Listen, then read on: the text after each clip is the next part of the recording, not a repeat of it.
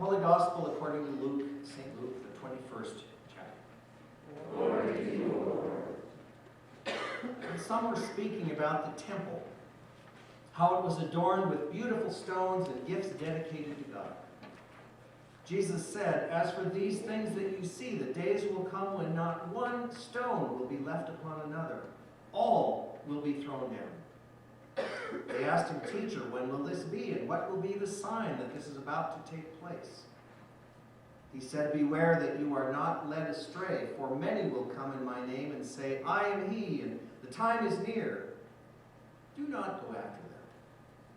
When you hear of wars and insurrections, do not be terrified, for these things must take place first, but the end will not follow immediately."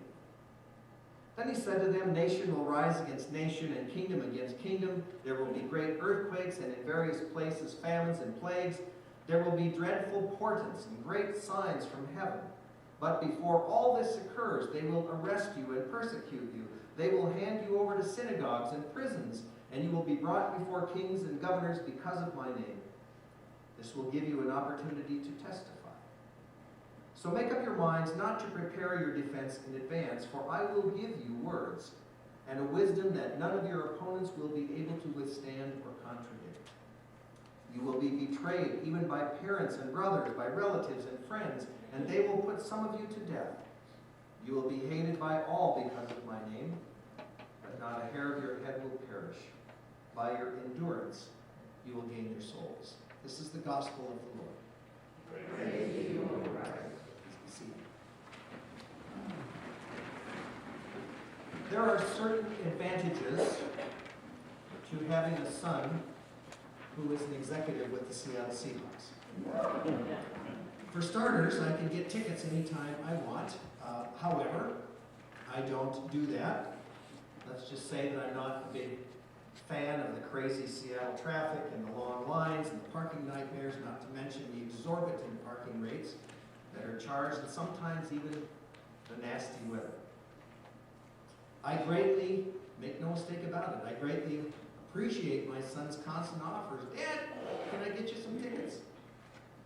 But in truth, I much prefer to watch the games from my recliner at home, where I can agonize in comfort as the Seahawks try to give away yet another fourth quarter lead. So I don't go to many games. However, the last time Jill and I did go to a game was an unbelievable experience. It was a Monday night football game. MNF. That iconic national broadcast that's watched by fans and non-fans alike. They pull out all the stops. 69,000 plus fans were there that night. It was an all-time record for CenturyLink Field. Television cameras everywhere. In fact, there was a television camera right behind where we were sitting. 11.2 million people watched on TV that night. From the 2 flag-bearing Chinook helicopters that came roaring in over the stadium, to this day, I don't know how they didn't scrape the tops of the seats in the nosebleed section. To the fireworks that went off periodically throughout the game, to the incredible tenor who sang the national anthem, to the deeply moving tribute that was given for a dozen or so veterans who had been maimed in combat. The whole thing was just something to behold. Add to that the fact that the Seahawks hold the Guinness World Record for crowd noise at a sporting event with an amazing 187 decibels, which would be the same amount of noise as if you were standing next to a rocket that was launching. And the crowd was on that night. There were times that I literally thought my eardrums were going to explode. It was so loud. It was an experience I will never, ever forget. So impressive. But most impressive of all was the stadium, the sheer enormity of it. Its official name is CenturyLink Field, but Seattleites simply call it the Clink. That's another perk of having a son who works for the Seattle Seahawks. I was able to get a personally guided tour of the Clink, during which time I learned all kinds of trivia about it. For instance, did you know that the amount of concrete that's used in making that stadium would be enough to build a 3-foot wide sidewalk all the way from here to Billings along the freeway and beyond. The amount of cabling that's in the Clink would be enough to stretch from here to beyond the Panama Canal. I found out that the stadium is not just one building, it's actually 8 buildings connected by some very elaborate seismic joints. Huge joints. I got to stand on those joints and see them, and see how, marvel at how they connected these 8 buildings together to make it look like that. We walked down onto the artificial playing surface. 35,000 recycled athletic shoes and 30,000 tires were used to make the playing surface, and they replace it on a regular basis, and each time they replace it, it costs $1 million. From the floor of the stadium, I couldn't help but marvel at the enormous roofs. Now the stadium is open air, but on each side, going down the sides of the stadium, there are these huge roofs. Each roof is the same length as would be 3 Boeing 747 jumbo jets parked nose to tail, each side. The weight of the steel in each of the roofs is the equivalent of 35 statues of Liberty or 1,000 adult male orca whales. The stadium sound system puts out 300,000 watts. And the ticket sales for that one event alone, that one Monday night football game, the ticket sales alone was $6 million. And much of that money goes back into the stadium, building the stadium, upgrading the stadium, and so on. And it shows what a gorgeous, amazing, colossal, impressive, overwhelming place to spend a Monday night. And all of that is a perfect setting, a way of setting the context for today's Bible story. St. Luke writes, some were speaking about the temple, how it was adorned with beautiful stones and gifts dedicated to God. I'll bet they were speaking about that temple. From all accounts, Herod's temple and the activity surrounding it was every bit as impressive as MNF and the Clink. Some of the stones that were used to build that temple were 40 feet wide, and they weighed as much as 200,000 pounds. 1,000 oxen were used to move the stones into place. It took 11,000 workers and 85 years to build the temple. Listen to what the historian Josephus writes about Herod's temple. Quote, the temple was covered all over with plates of gold, like a mountain covered with snow. From the time the sun rose, it reflected a fiery splendor, forcing all who looked upon it to turn their eyes away. No wonder the disciples that day were going, wow. But the great mystery was how some of those massive, remember how I told you the blocks were so big? The great mystery is how some of those massive blocks were stacked 100 feet up in the air. Until scientists finally figured out how it was done, the earliest history books simply recorded this. Quote, those stones were put there by angels. The overall size of the temple was the equivalent, now this is just the temple, the overall temple size, the size of 15 football fields. And yet how interesting that only a few years after this whole temple, this whole massive thing was created, it was destroyed. Turns out Jesus was right. As his followers stood there that day marveling at this enormously impressive temple and how it was adorned with beautiful stones and gifts dedicated to God, Jesus said, as for these things that you see, the days will come when not even one stone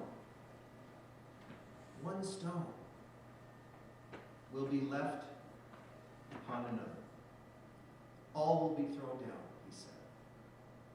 Now those who heard him must have looked at him and said, is he nuts? What's he talking about? That temple will never be destroyed. And yet, just 37 years later, it came down. So the question is, why did Luke think it was important enough to write this story about the temple and about Jesus' encounter, experience with the disciples that day? Why did he include it in his telling of Jesus' life? And more importantly, so what does this have to do with us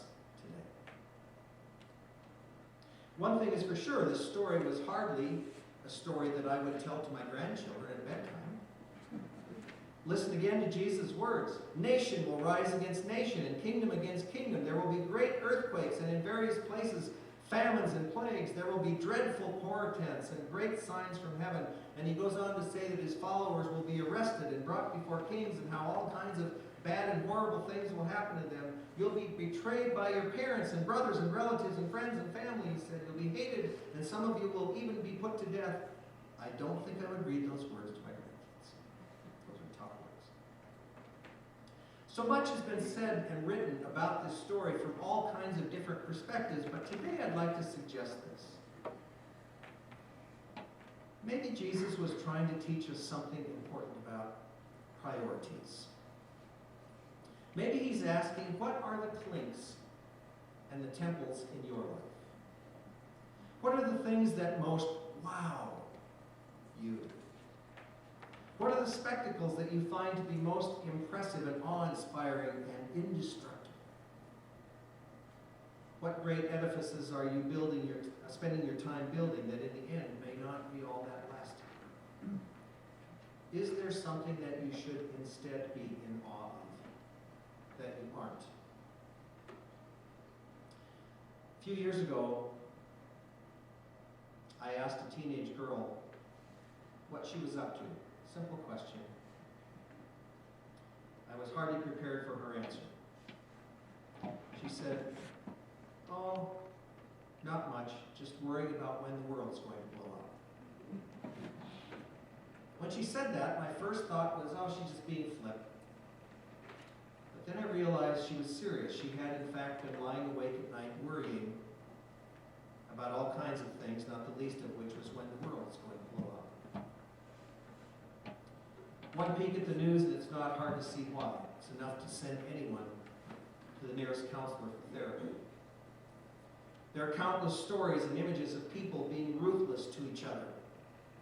Mexican cartels gunning down innocent families. Iran threatening to build a nuclear weapon. North Korea actually testing a nuclear weapon that's 17 times more powerful than the bomb dropped on Hiroshima in August of 1945. 17 times. And now this past week, in the past 3 days, 2 more school shootings. One in California 3 days ago, and one at a high school football game in New Jersey 2 nights ago. With a total of 3 teenagers dead and several others still in the hospital. Who knows how many scarred for life over what they saw and experienced. By some accounts, that makes 400 school shootings in the past 9 years, 70 school shootings this year alone. In those shootings, 200 kids killed and another 400 wounded. No wonder teens are worrying about whether the world's going to blow up. They don't even feel safe at school anymore. The frustrating thing is so much of it we can't control.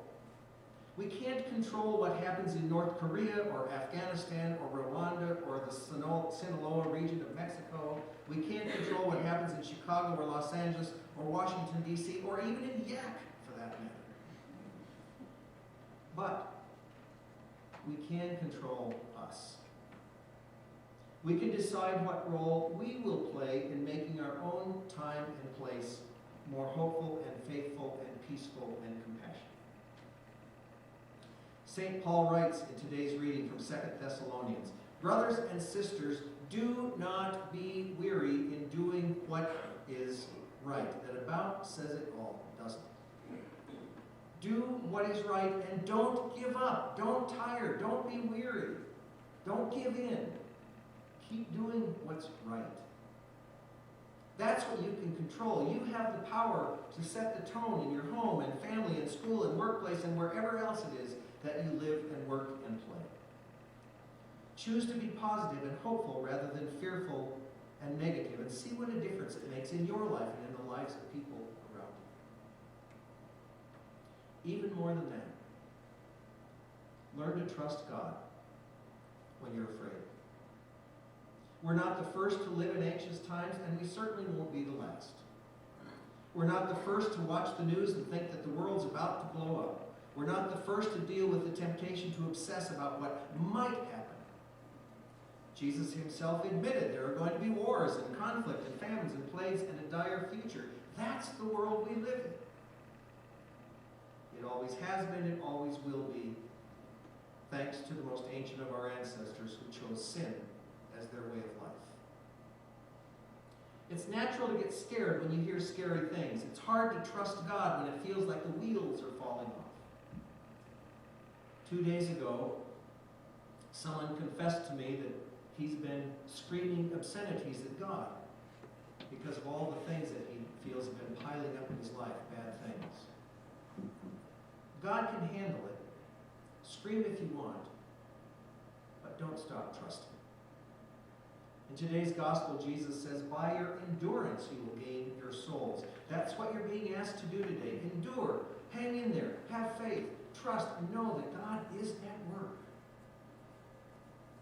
Monday Night Football and the Clink are truly impressive, trust me, but someday they will come down too. Just as surely as Herod's temple. There's only one thing in life that will never crumble, and that's the love and the promises of God. When you can't find anything else to be positive about, look to that. God will care for you. If you're looking for something to truly marvel at this. Romans 8, verse 28. God will make all things work for the good for those who love him and wait in faith. Notice it didn't say God will make some things or most things, but it said God will make all things for the good. Now that's impressive. That's what Jesus was encouraging his followers to be in awe of when they stood staring at the temple that day. So I want to end with this. At the Duke University Medical Center, there's a doctor, very well-known, highly regarded doctor, who specializes in treating some of the worst kinds of cancer. He's got a string of degrees and credits to his name that would fill a book. Like all professionals, he has a business card, and like all business cards, he has his name on it. But instead of listing his degrees and credits along with some lofty statements like how he's been on 60 Minutes and how he's been on Good Morning America and all that, which he has numerous times, instead of listing all those, he simply has printed on his business card 3 words: there is hope. His patients have said that it's that card that keeps them coming back. It's that reminder that lifts their spirits when nothing else can. It's those words that keep them moving forward with the courage to face each day when courage for some of those people is extremely hard to find. What I'd like to suggest today is this: let that be the slogan on your card. In your spirit, on your face, in your heart, in the words that you speak, in the way that you live. Let your whole life say, there is hope, and there is. It doesn't come from impressive and seemingly invincible structures like Herod's temple or the Clink. Not from political leaders and governments which come and go. Not from the most powerful and potent weapons that we can even imagine or develop. All of which will ultimately fail. But the words and promises of Jesus will never fail. Be in awe of that, and you'll be amazed at what a difference it makes. Amen. Hymn number 300.